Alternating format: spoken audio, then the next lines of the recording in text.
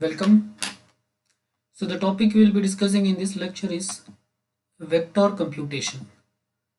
So before getting into the actual concept,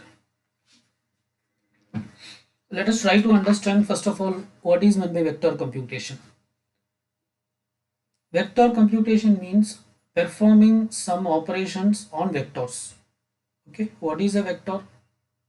You might have learned in physics or something else like vector. Okay, so vector, there are two terms, right?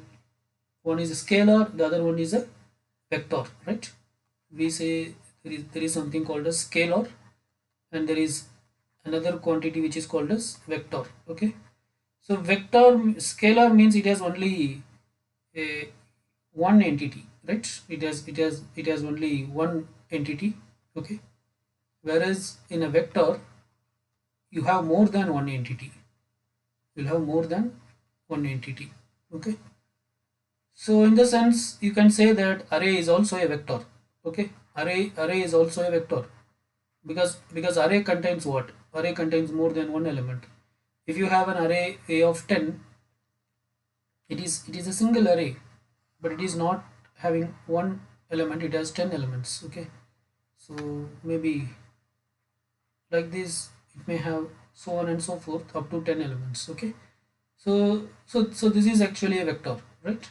But normally conventionally vectors are represented something like this. Okay, in this way we represent vector. Okay, so here array is represented like with one row and multiple columns, whereas conventionally vectors are represented as a as a single column with multiple rows. Okay, so you can say that this is a vector. This is a vector. Okay, right. So vector computation means, say for example, there is a vector A with 5 elements: 1, 6, 7, 12, and 20. Okay, there is another vector B with some other 5 elements. There is another vector B with some other 5 elements, say 2, 18, 21, 36, and 60. Say now we want to add these two vectors and we want to create another vector. Okay, so that we call it as vector C. So vector C is nothing but it is just an addition of vector A and B. Then vector C will contain what? 1 plus 2, 3, 18 plus 6, that is 24, 21 plus 7, 28, 36 plus 12, 48, 20 plus 60, 18. Okay, so this is called as vector addition. Why we call it as vector addition? Because two vectors were added, right? Now how to add this? Normally in a normal program also you can add. In a normal program when you add, how will you add? Probably you can write a C program or a Java program or a Python program to add to these two vectors and to create a destination vector. Okay, so but how we add? We add individual elements.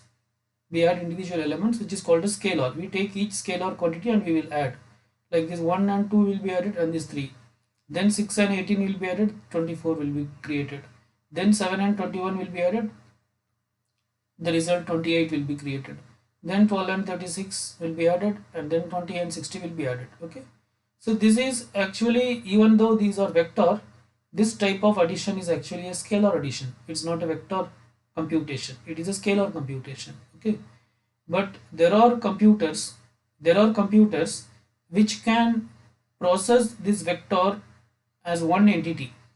Okay, it just adds this one entity with this another vector which is another entity and produces an output. So it performs all these things in just one shot or in one clock cycle.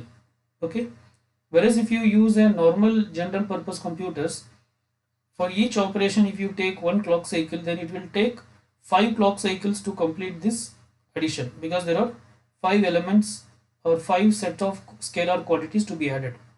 But if you do this using a vector processor, it will complete it in one clock cycle, because it is not going to do any scalar addition. It is going to consider this entire thing as one vector and it is going to add this with another vector, and it is going to create a resultant vector. So this is called as vector computation. So you may be asked, what is the need for this? There are a lot of need for this. In most of the scientific applications,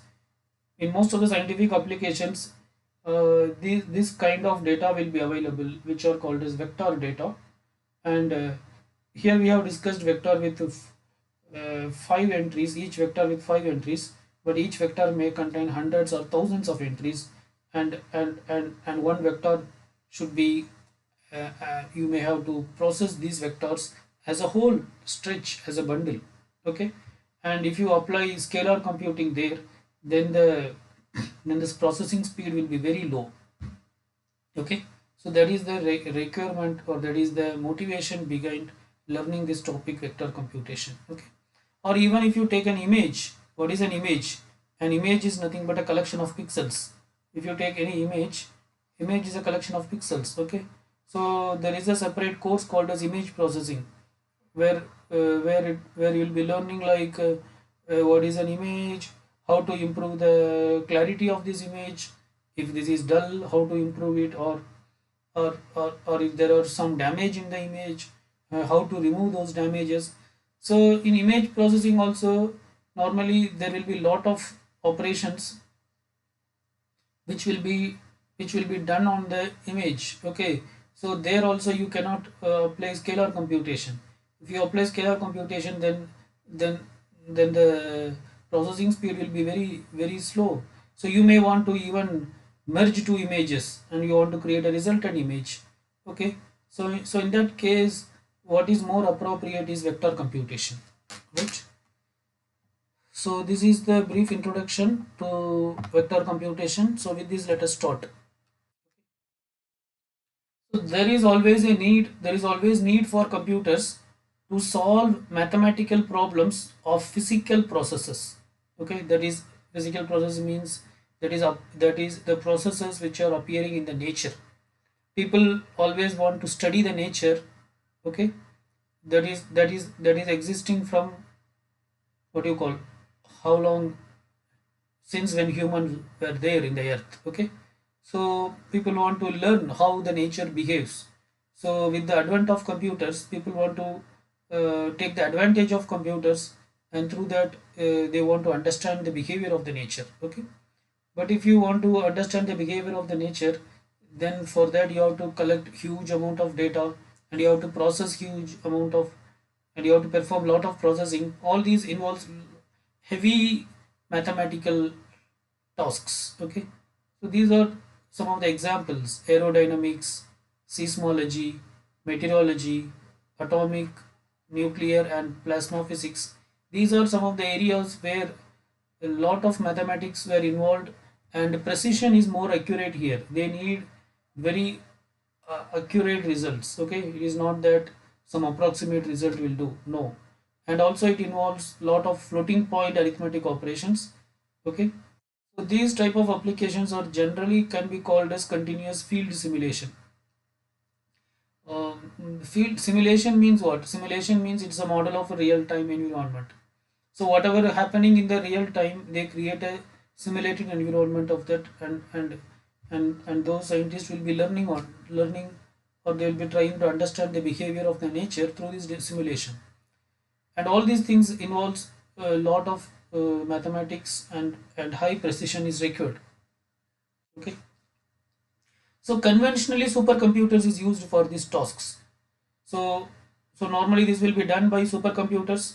Okay, but the problem with supercomputers is its cost. They are the supercomputers cost is very high. Okay, and normally supercomputers are available only in some big universities in US. Okay, or in some government organizations, right? In India, there are some supercomputers like Param. Such supercomputers are available. Mm. I think it's available only with government organizations like CDAC. Okay, probably they'll be using it for defense related research. Okay, so otherwise, getting a supercomputer or seeing a supercomputer itself is a difficult thing. So so the problem is, of course, supercomputer can do these calculations, but its cost is a primary concern. Okay, and another reason is supercomputers are not designed only for parallel vector computation. Supercomputer is a general purpose computer. Okay, supercomputer is a general purpose computers. That is, it can perform any task. It can perform any task, and they have many processors, and it can also perform high precision calculation, all those things. But the problem is with its cost. Okay, and these are not custom designed for vector computation. They are general purpose processors, right? And also there is a constant demand on supercomputers to increase the performance in spite of its rare availability.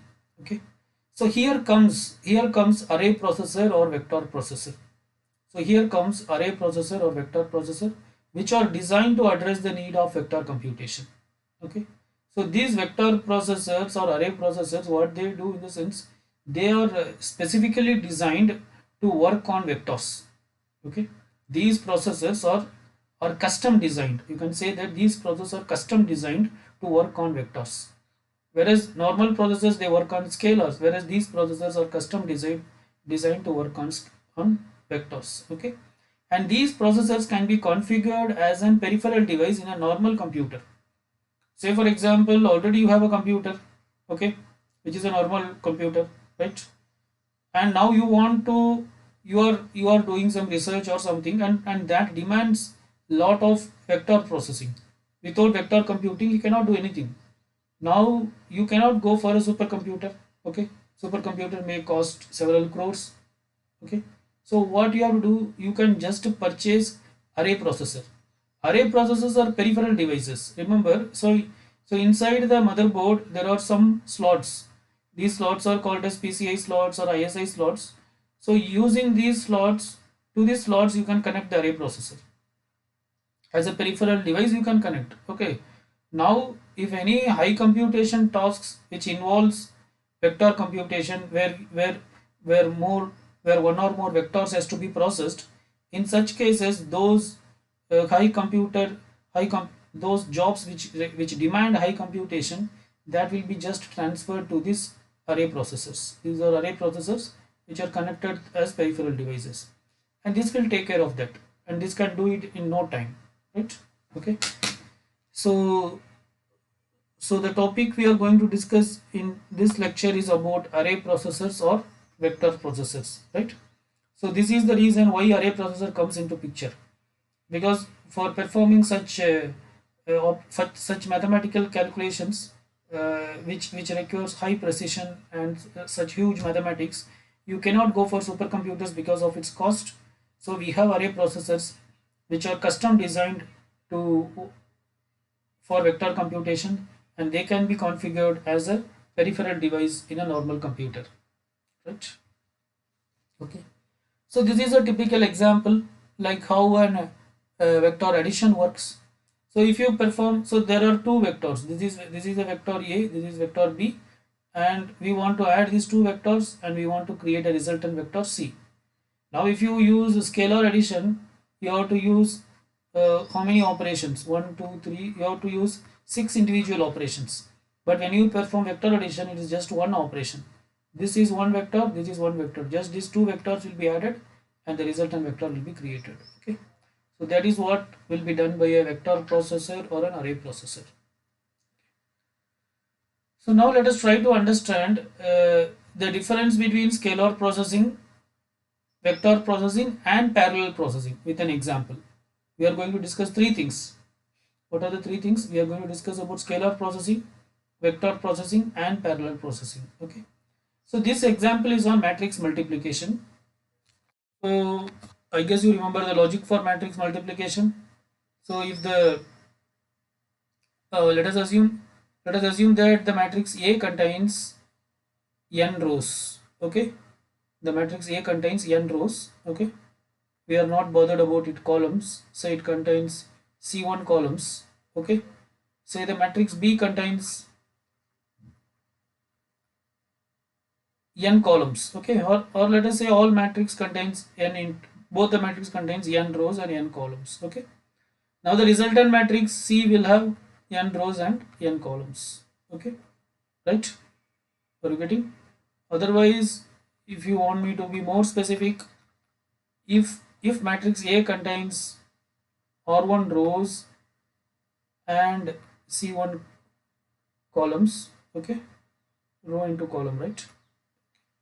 And if matrix B contains R2 rows and C2 columns, okay, then the resultant matrix will have R1 rows and C2 columns, right? Okay.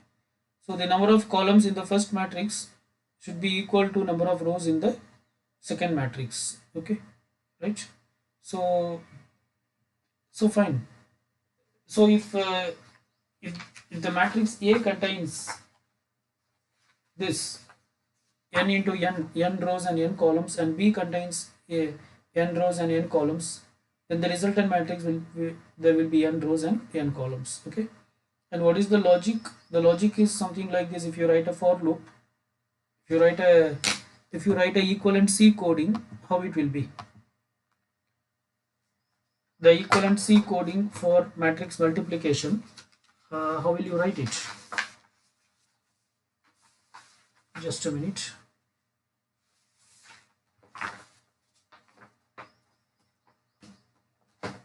Yeah, so it will be something like this. For I is equal to 0, I less than n, I plus plus. Okay, it is actually number of rows in the first matrix, and then for j is equal to 0, j less than n, j plus plus. Okay, it's actually number of columns in the second matrix, right? And then for k equal to 0, k less than n, k plus plus. Okay, here what we do, C of I comma j is equal to C of I comma j plus A of I comma k into B of k comma j. Okay, so that's what we are going to do. So this is the logic, this is the core logic. C of I comma k, C of I comma j is equal to C of I comma j plus A of I comma k into B of k comma j, right? Okay, so that's what we are going to do. Okay, so this k will repeat for this k will repeat how many times? This will repeat for number of columns in the number of rows in the second matrix. Okay, this will repeat for I will repeat for number of rows in the first matrix, j will repeat for number of columns in the second matrix, and k will repeat for number of how many rows in the second matrix, right? So here is the normal logic which we follow for scalar processing, but this is a Fortran program, so the program is little different. So instead of for loop in Fortran, there is a loop called do loop. Do loop is similar to for loop. So you can just understand that this is a for loop which is ranging from for I is equal to 1 to n. Okay, here there is a 100, which means that where this loop ends, this loop ends here. Okay, in C we use open bracket and close bracket to end. Okay, whereas in Fortran we have to use this label. So this loop starts here and it ends here, right? So wherever this label 100 comes, there it ends. So this is the outer loop. So inside that there is another loop, do 100 j equal to 1 to n. So this is j loop for j is equal to 1 to n. Again this loop ends where? At 100. So it starts here and it ends at 100. Okay, so this is outer, this is inner. Then here we are assigning C of I comma j equal to 0. Here also you can write that inside the for loop, inside the j loop you can write C of I comma j equal to 0. So initially C of I comma j is set as 0. Then the next k loop, do 100 k equal to 1 to n. So this k loop starts here, it also ends here, right? Then this is the logic, C of I comma j equal to C of I comma j plus C of I comma k into B of k comma j. This is multiplication. Okay, there is a mistake, right? So this is how normal in a scalar processing we do, right? Now we are going to see how this task will be done in an vector processing system. Okay, assume that your computer has a ability to vector process, that is it can process one vector at a time. Okay, it can process one vector at a time. Vector means what? One column, one entire column is called as a vector. So it can process one vector at a time. Then if vector processing is supported by your system, then this same program can be written like this, because Photon also supports vector processing. Okay, that is, but when you write the program, you should be careful. See, in a vector processing machine, if you write the program in scalar style, you cannot take the advantage of it. Are you getting big? Then it will still work in scalar style, and you cannot take the benefit of that. If you are writing the program in a vector processing machine, then accordingly the program should be restructured. So this same program is restructured like this, so that we can take the advantage of vector processing, assuming that our system has vector processing capability. Okay, now let us see the code. So here this is the outer loop, the I loop, which is ranging from 1 to n. This is the inner loop. This is not, sorry, this statement you see, this is actually a vector processing statement. C of I comma j equal to 0 0, j equal to 1 to n. This is one statement we are giving. What does it mean? See, this statement, what it says in the sense, actually it's a single statement. C of I comma j equal to C of I comma j equal to 0 comma 0, j equal to 1 comma n. What does it mean? When I is 0, okay, when I is 0, it is talking about all the columns of the resultant matrix.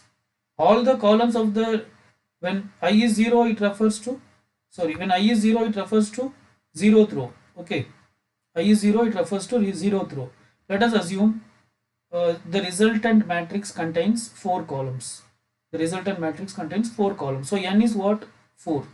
Okay, so n will range from, you can say, either 0 to 3 or 1 to 4. Let us assume 1 to 4. As of this style, it is 1 to n.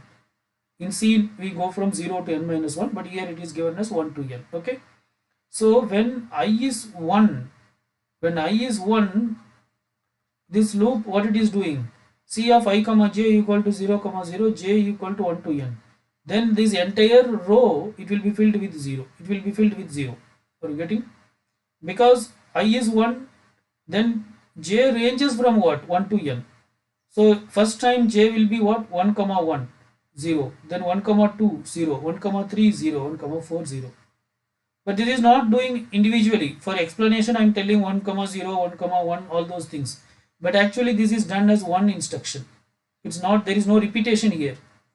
But here it is a repetition. Here it is a repetition. This every time this will become 0. I mean, this statement will execute. For example, if the resultant matrix contains 3 rows and 4 columns, then this statement will execute 12 times. Then only all entities will become 0. But here that is not the case. Here this will execute, when it executes for the first time, in the first row all the columns will get 0. When it executes for the second time, in the second row all the columns will become 0. When it executes for the third time, in the third row all the columns will get 0. Right? Okay. So this is how it works. Right? Because it is what? It is a this is called as vector processing. Okay. Right? So this is with respect to C. Similarly, if you, this is with respect to this particular statement.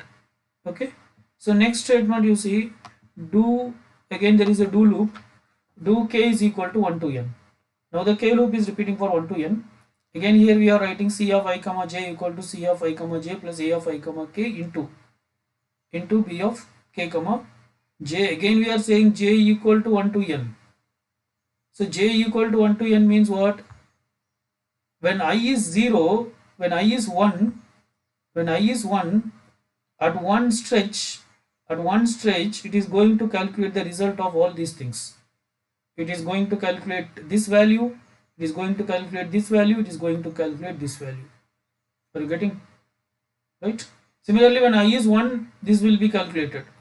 When I is when this will be calculated when I is 1, this will be, all these things will be calculated when I is 1, all these things will be calculated when I is 2, okay, all these things will be calculated when I is 3, and all these things will be calculated when I is 4. That is the meaning, right? When I is 1, when I is 1, it will calculate what? J is ranging from 1 to n. So C of I is 1. Okay, so 1 comma 1, then 1 comma 2, then 1 comma 3, then 1 comma 4, which means uh, in the first row all the uh, yeah, when I is 1, sorry, I have mentioned here wrongly.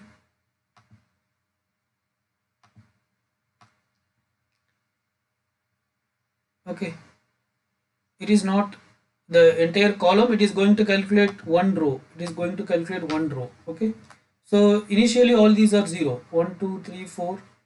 Let us assume the resultant matrix contains 3 rows.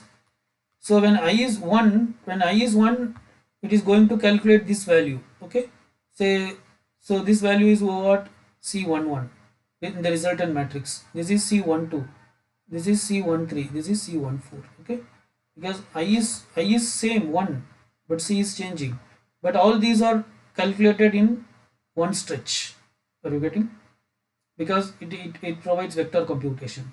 Similarly, when I is 2, when I is 2, all these things will be calculated.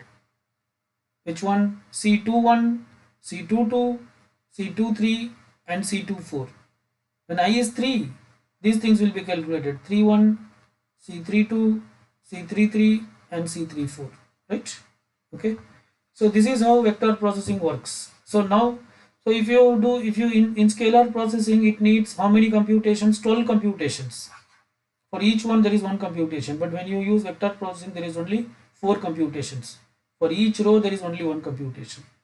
Okay, so this is how this program will be written in vector computation, right? Now let us see how the same program can be written in parallel processing, right? In parallel processing, what you have multiple processors. In vector processing, you have vector processing, you don't have see, here also we may have multiple processors, but in fact it is not actually the multiple processor. It is in vector processing, the uh, the vector processor is added as an, the vector processor is a specially designed processor. So if you recall, vector processor is a custom designed processor. Here it is there, right? Array processor, vector processor is a custom designed processor which are used for only for vector computation. These are custom designed for vector computation and they are added as peripheral devices. So they are not general purpose processors. They are not general purpose processors. They are good at performing vector processing. It is whenever you have a vector, in processing that they are good, but they cannot be used as an ordinary processor. Okay, if you try to use a vector processor as an ordinary processor, it may not perform well. It may not perform well. Okay, so there is a difference between vector processing and parallel processing.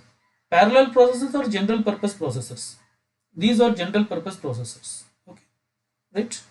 So, mm, so next what we are going to discuss is parallel processors. So with parallel processors, we are going to assume that now the computer is having more than one processor. It may have 4 processors or 5 processors. Okay, and all these processors can uh, all these are general purpose processors. These are not vector processors, and all these processors can work independently.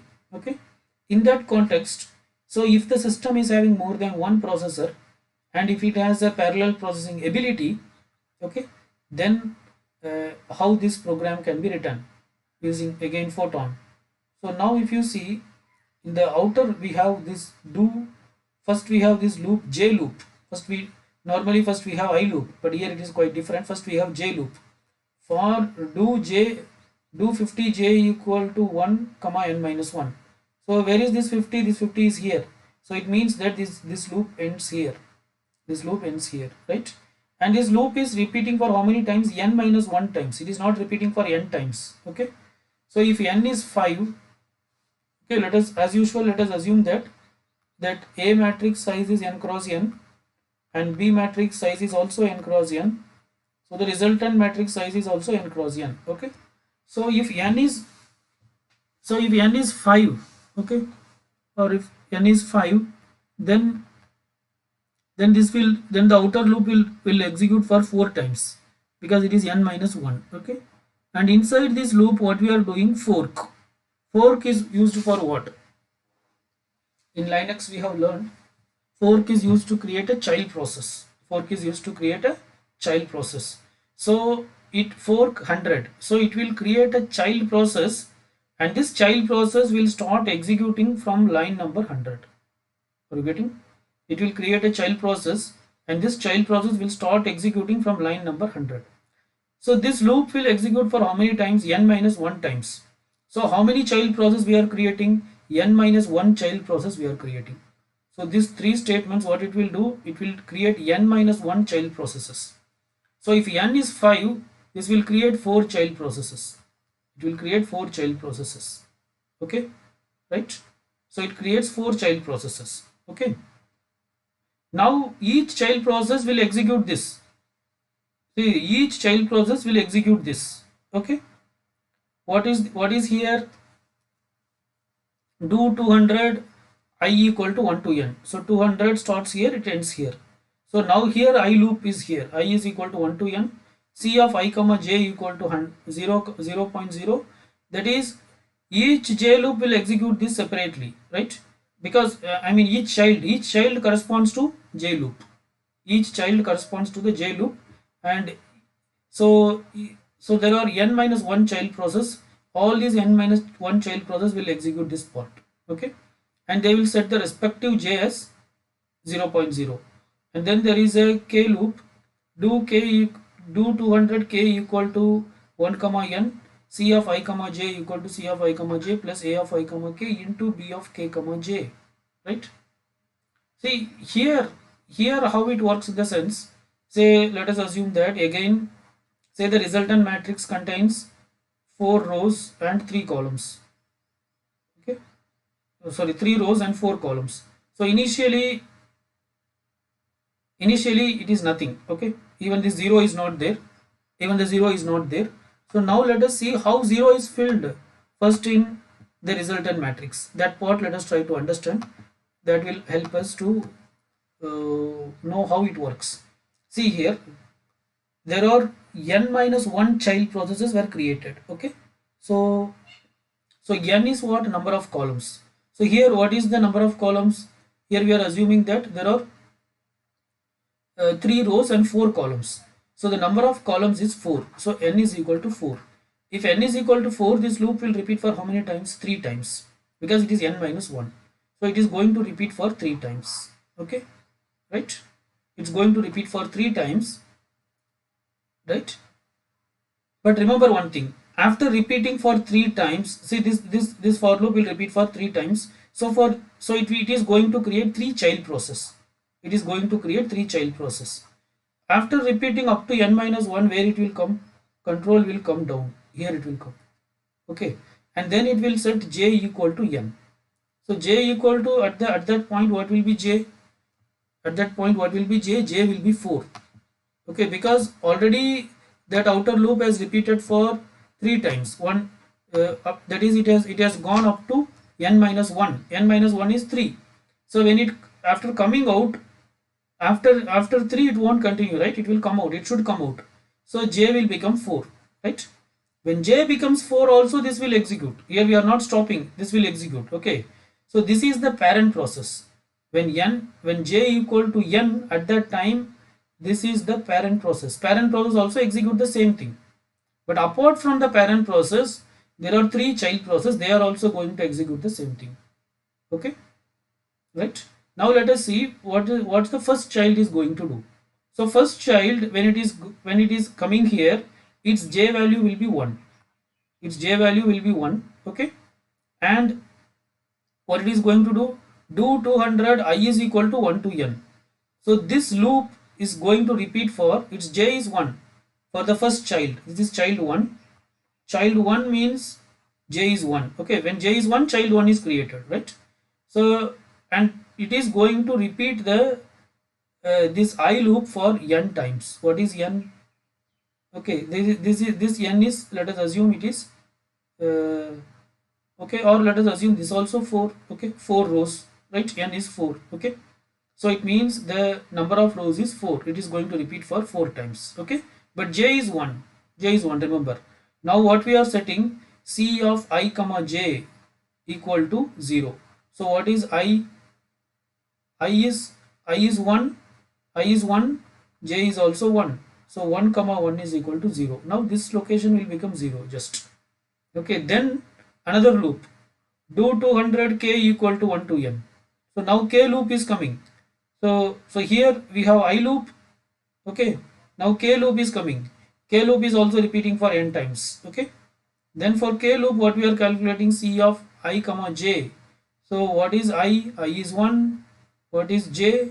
J is also 1, equal to what? C of I comma j.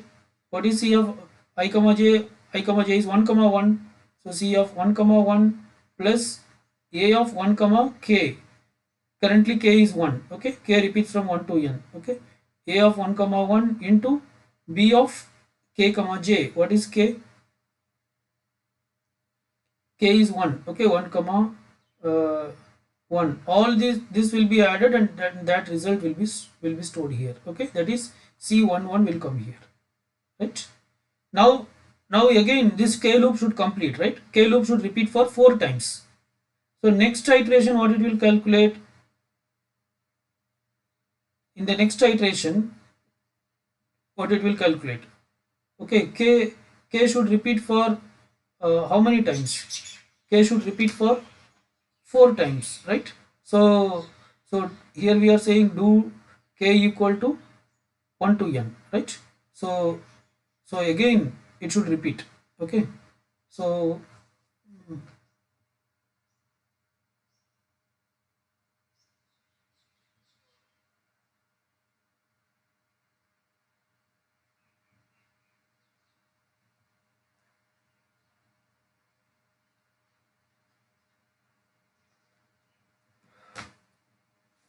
yeah, so once again it will continue. Okay, that is c of,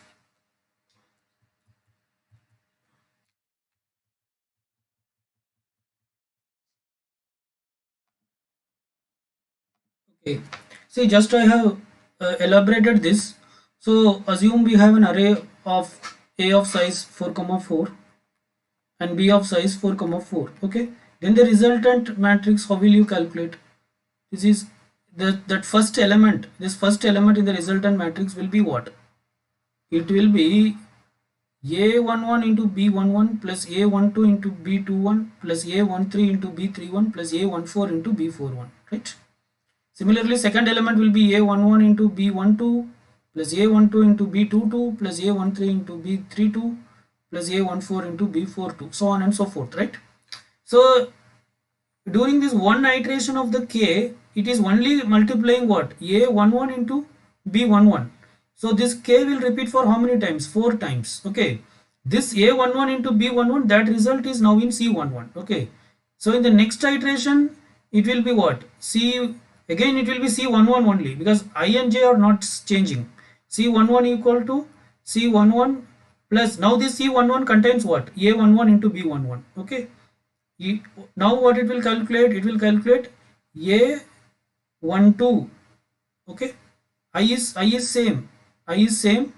Okay, I is same, but j is changing. Okay, a12 into b21.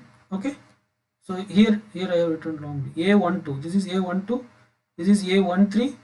This is a14, right? This is a11 into b11, a12, like that, right? So this will be multiplied with this, right? Similarly, second round, second value, this will be multiplied with this, right? Okay, so now we got what? Now we got a11 into b11 plus a12 into b21, but still that is not sufficient. Again k will repeat for another time. Are you getting? Again k will repeat for another time. So in the next round it will calculate up to here, then in the next round it will calculate up to here. Are you getting? So this is for one iteration of k loop. Okay, during the second iteration of k I, during this is for all iteration of k, that is one iteration of I. During the second iteration of I, it will calculate the second value. I will repeat for 4 times. During the third iteration of I, it will calculate the third value. Okay, during the fourth iteration of I, it will calculate the fourth value, right? Am I correct? Okay, that is I, j is not changing. Okay, j is what? J is only what is j? J is, we are assuming j is 1. Okay, j is 1, I is changing. I is changing. Sorry. So we are not calculating this way. We are calculating I is changing, right? So if I is changing means what? J is only 1. So this is child process 1. J is 1. I is changing. I, in the first iteration of I loop, I is 1. Second I is 2. Third I is 3. Fourth I is 4. But J is same. Okay. So the first child process will calculate the all the values corresponding to the first column. It will calculate this. Okay, if you call this as x1, then it will calculate x2, then it calculates x3, then it calculates x4, right? Similarly, the second child process will calculate all the values corresponding to second column. Third child process will calculate all the values corresponding to third column. Okay, right? Fourth, there is no fourth child process. That fourth is the parent process. Parent process will calculate all the values corresponding to the last column. Are you getting? So this is how it is going to work. So each of this is a separate processor. Try to understand. Each child is going to use a separate processor, because here we are discussing what parallel processing. So first processor will be calculating all these column values at one stretch. That is the first column result at one stretch, and the second processor will calculate all these at one stretch. Third processor will calculate all these at one stretch, and fourth processor will calculate all these at one stretch, and all these are going on in parallel. Right? Okay. So this is how this will be done in parallel processing, right? Okay. So the difference, I think you are able to understand. In vector processing, what happens in each round? In each round, it calculates what? One row values. Okay. First round this row, second this row, third this row, fourth this row. Okay. I mean in vector processing. Whereas in parallel processing, first processor will calculate the result of first column. Second processor will calculate the result of second column. Third processor will calculate the result of third column. All these will be controlled by child processor. This is child 1, child 2, this is child 3. And the last processor will do the last column. Okay. So if this is child n, then the last nth processor will take care of this. Okay. And all these things can take place parallelly. All these tasks can take place parallelly, right? Okay.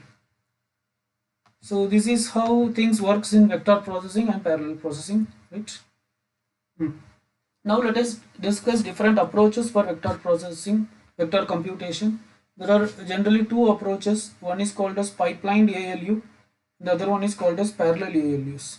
So what is a pipelined ALU? In a pipelined ALU, you will have only one arithmetic logic unit, but this arithmetic logic unit may have multiple functional units. Okay, it may have multiple functional unit, like functional unit 1, functional unit 2, functional unit 3, and functional unit 4. Okay, or more than that. Now these can be used for pipelining. Say if there is a job 1 comes, now job 1, let us assume it should go through all these functional units 1, 2, 3, and 4. Now first it will go to functional unit 1. Once this functional unit 1 is completed, it will go into functional unit 2. When job 1 when it is in functional unit 2, job 2 can be in functional unit 1. Are you getting? When job 1 is in functional unit 2, job 2 can be in functional unit 1. Okay. Similarly, some other job, say job K can be using functional unit 3. Some other job L can use functional unit 4. Okay, because these are free, right? So when similarly when job K has finished using this functional unit, okay, then job 1 can come to functional unit, can start using functional unit 1, right? If job L has completed all these tasks, it will be releasing functional unit 4. Now job K can come here. Okay. So this is called as pipelining, which we have already discussed.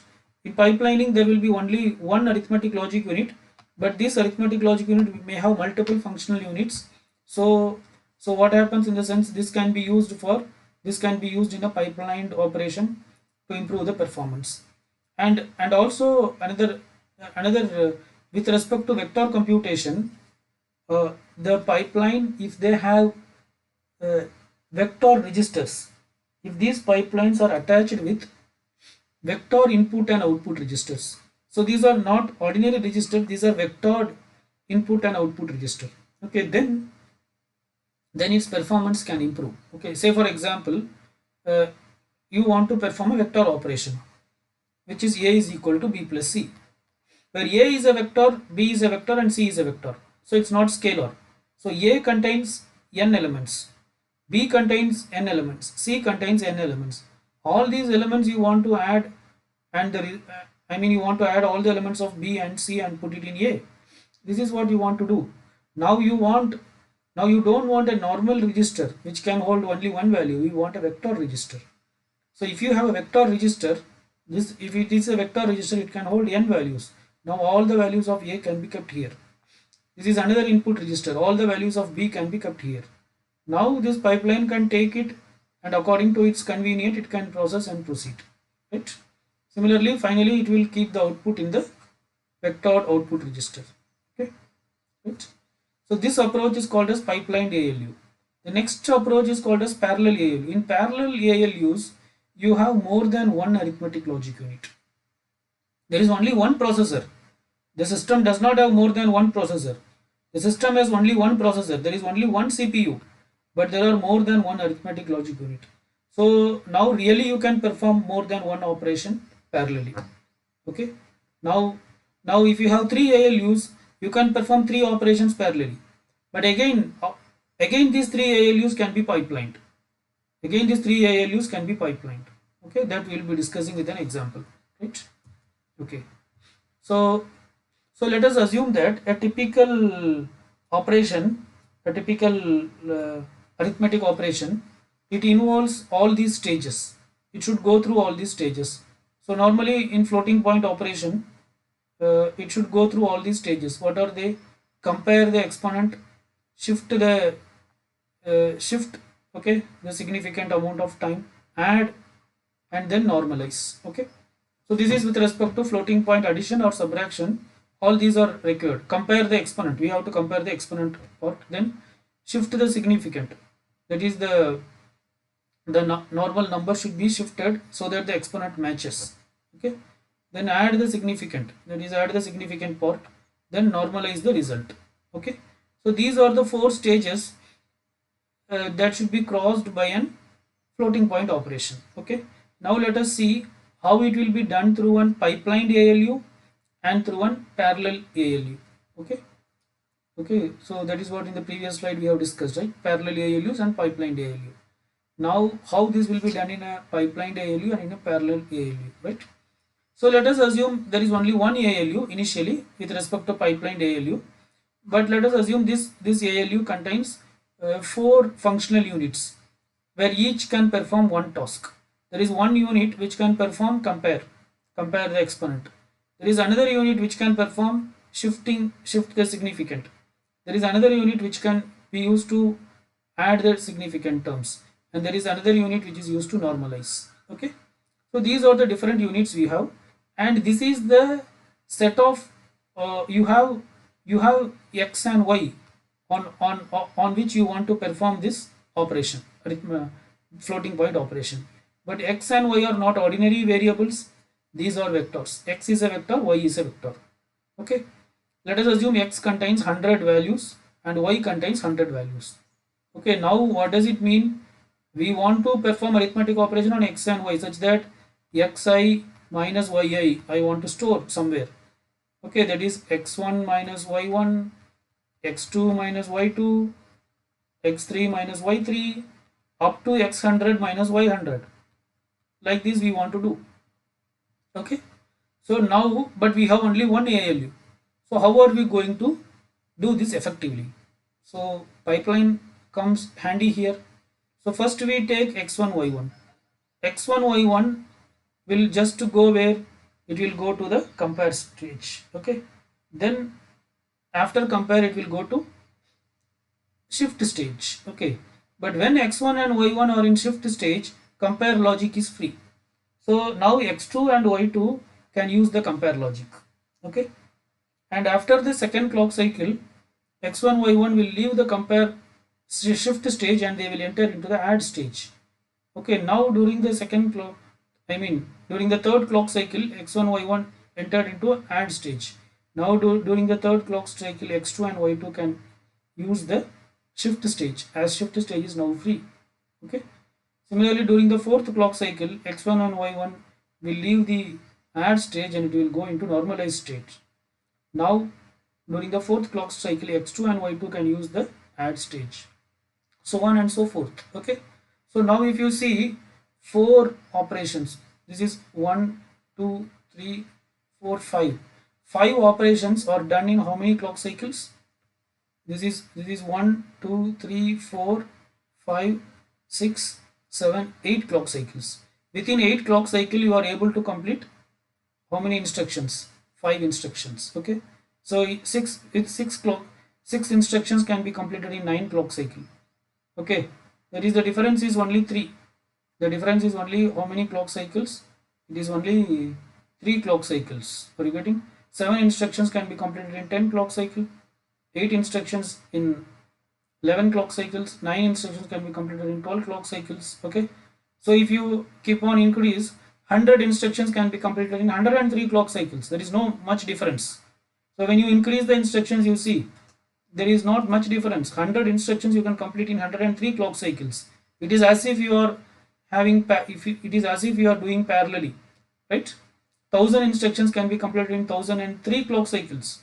So as the number of instruction increases, the difference is decreasing. Are you getting? Okay. So this type of approach is called as pipelined approach. Okay.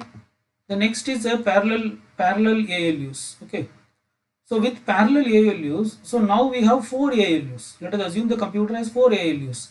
ALU1, ALU2, ALU3 and ALU4. Now really you can perform 4 operations in parallel. Okay, really you can perform 4 operations in parallel.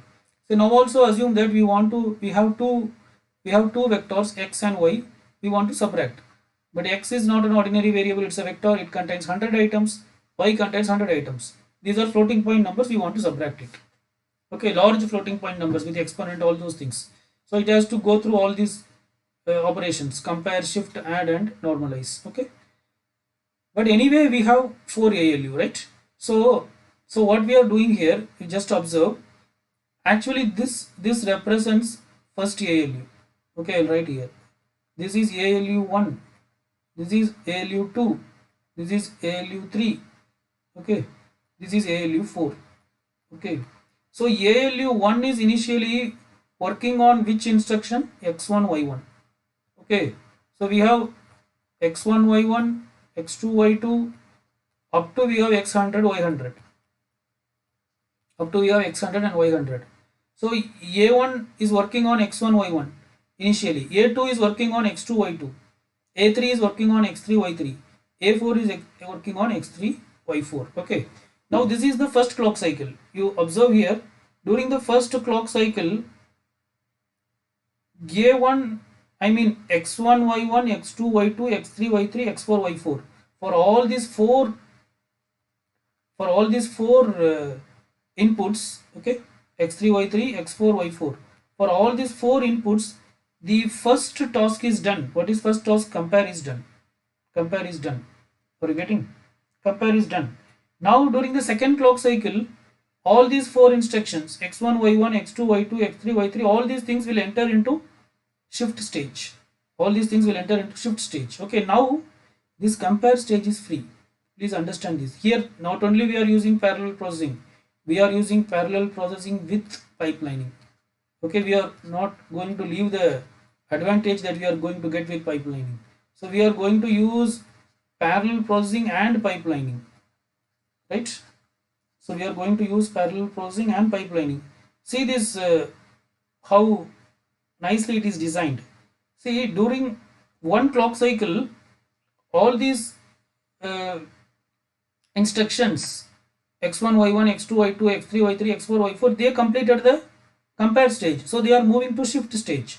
During the second clock cycle they entered the shift stage, but during second clock cycle, is this is free or not? Compare stage is free, so why should we leave it free? We have still more numbers, right? So during second clock cycle, when x1 y1 x2 y3 x2 y2 x3 y3 and x4 y4 are in shift stage, now we are what we are doing, x4 y4 x6 y6 x7 y7 x8 y8, that we are using it in compare stage. Are you getting? Are you getting? Now during, you see, during third clock cycle what happens, this x5 y5 x6 y6 x7 y7 x8 y8, all these will move to shift stage during third clock cycle. Okay, and also during third clock cycle what will happen,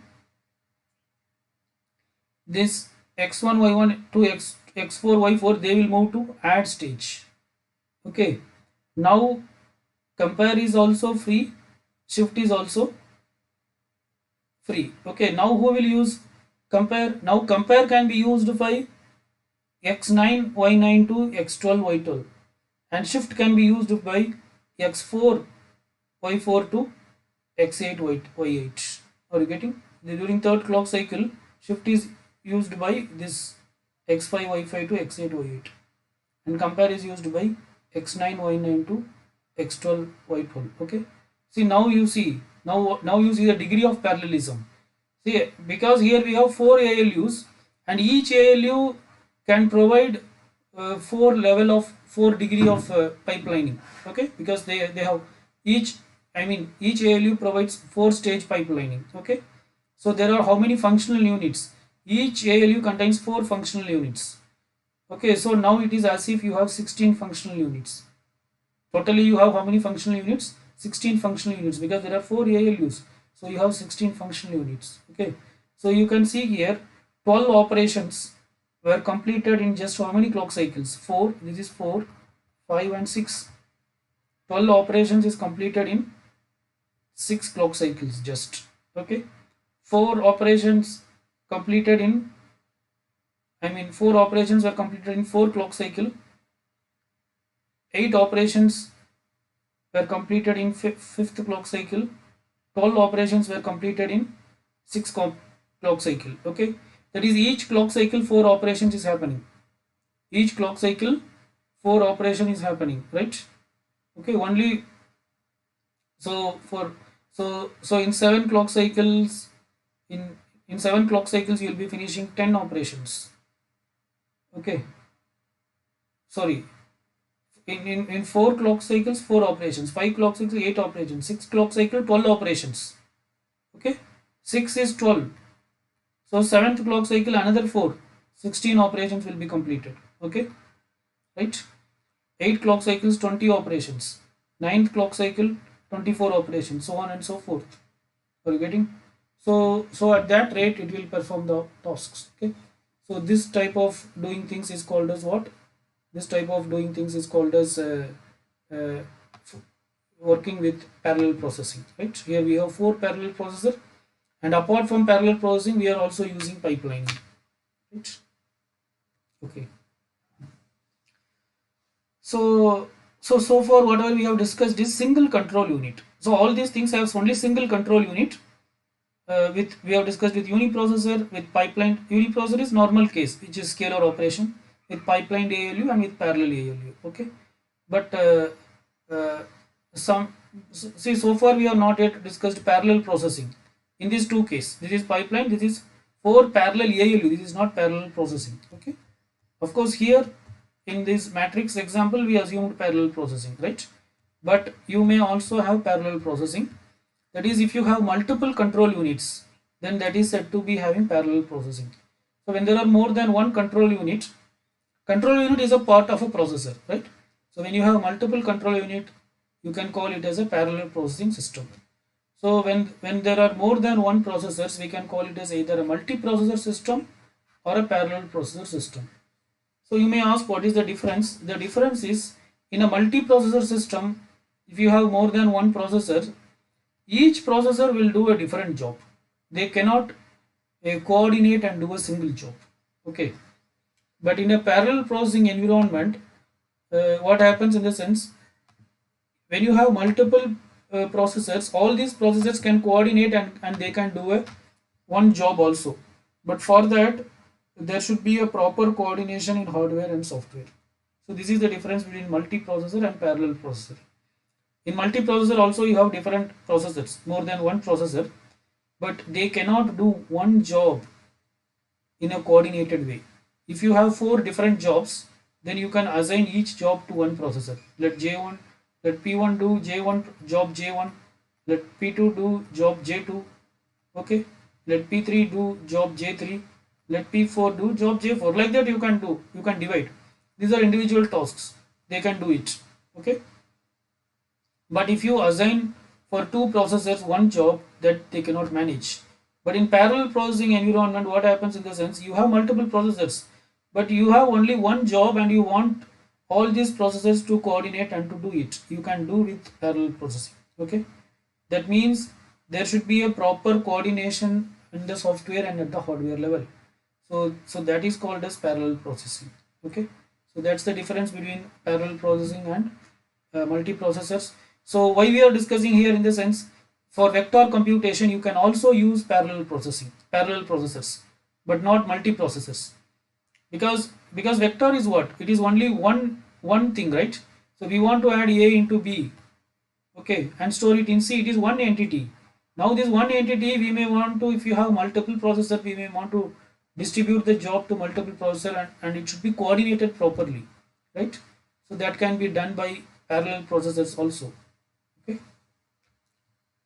So that's it about vector computations. So with this we'll stop our discussion here. Okay. So with this the topic parallel processing also gets over, right? So in the next lecture we'll be moving to multi-core processors. We'll stop here. Thank you.